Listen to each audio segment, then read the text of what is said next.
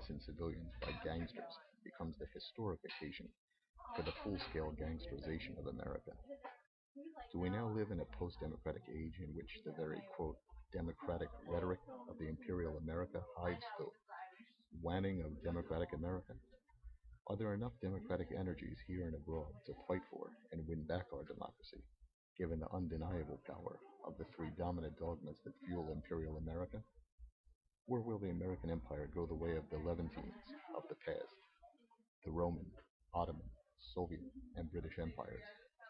Can any empire resist the temptation to become drunk with the wine of the world power or become intoxicated with the hubris and greed of imperial possibilities?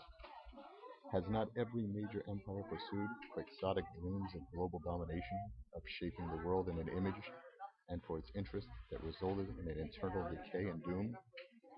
Can we committed Democrats avert this world historical pattern and possible fate? Our fundamental test may lie in our continuing response to 9/11. With the last remnants of repressive Soviet empire, North Korea and Cuba, proud yet weak, the post-imperial European Union in search of identity and unity, the Asian powers steady but hesitant, and African and Latin American regimes still grappling with post-colonial European and U.S. economic domination, the American empire struts across the globe like a behemoth. We have built up uncontested military might, undeniable cultural power, and transnational corporate and financial hegemony. Yet with a huge trade deficit, budget deficit, and intensifying class, racial, religious, and ideological warfare at home, during the Cold War, these internal conflicts were often contained by focusing on common external foe, communism. Then for a brief decade, Americans turned on one another in the quote, culture wars.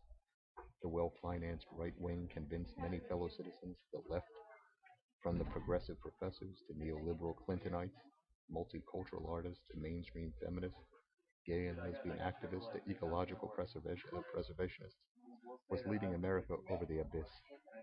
After 9/11, unity seemed possible, but only if it fit the mold of a narrow patriotism and a revenge-driven lust for war on terrorism.